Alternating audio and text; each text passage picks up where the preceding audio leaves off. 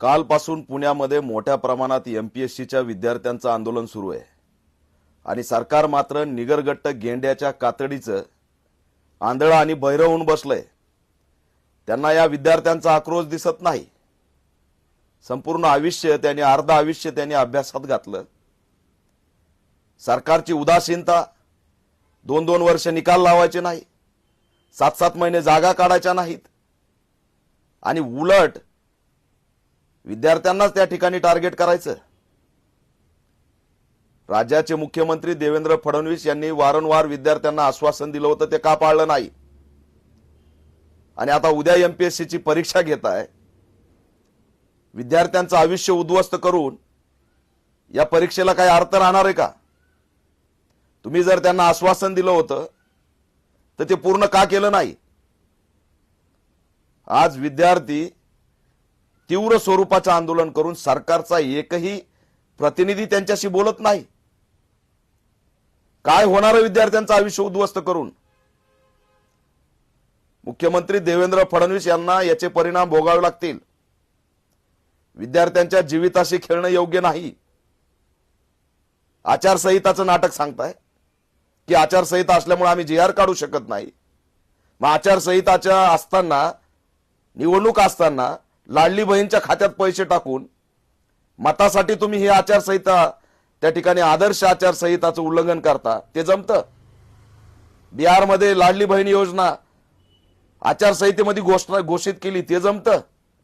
आता महाराष्ट्रात सुद्धा हप्ता पडन, ते जमतं? नाही, मुंबईचा महापौर हिंदू होणार, हिंदू महापौर होणार, हे आदर्श आचारसंहितेचं उल्लंघन नाही। तुम्हाला महापौर बसवायचा आहे धर्माचा, आचारसंहितेचं उल्लंघन करून संविधानिक पदावरती बसलेले असताना मुख्यमंत्री म्हणून, आणि विद्यार्थी तडफडतायत माशासारखे, तरी सुद्धा जाग आहे ना? काय फरक पडणार? एक महिनाभर परीक्षा पुढे ढकलली तर काय फरक पडणार आहे? सगळ्यांना संधी दिली तर? सर्व घटक आहेत त्याच्यात, दलित आहेत, बहुजन आहेत, आदिवासी आहेत, सगळ्या घटकांचं याच्यात नुकसान होत आहे। तात्काळ राज्य सरकारने दखल घ्यावी, उद्याची परीक्षा रद्द करावी आणि या विद्यार्थ्यांना एक संधी द्यावी। विद्यार्थ्यांसाठी या ठिकाणी जर तुम्ही उदासीनता दाखवत असाल तर याद राखा, ही निवडणूक तुम्हाला महागात पडेल। आणि उद्विग्न अवस्थेत आहेत, आयुष्य त्यांचं पणाला लागलेलं आहे, मरणाच्या उंबरठ्यावरती आहेत, आणि यातल्या एकाही विद्यार्थ्याच्या जर केसाला टच लागलं, एकाही विद्यार्थ्यांनी जीवाचं काही केलं तर तो मनुष्यवध असेल देवेंद्र फडणवीसजी।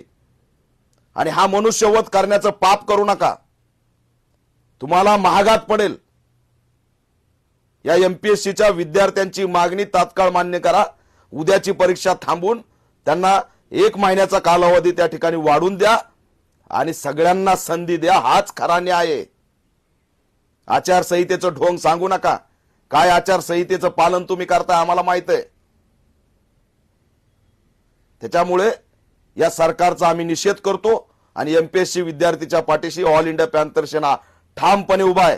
जर राज्य सरकारने त्यांच्या मागण्या मान्य केल्या नाहीत, त्यांना जर वेठीस धरलं, तर या निवडणुकीमध्ये याचे परिणाम त्यांना भोगावे लागतील, हा इशारा सुद्धा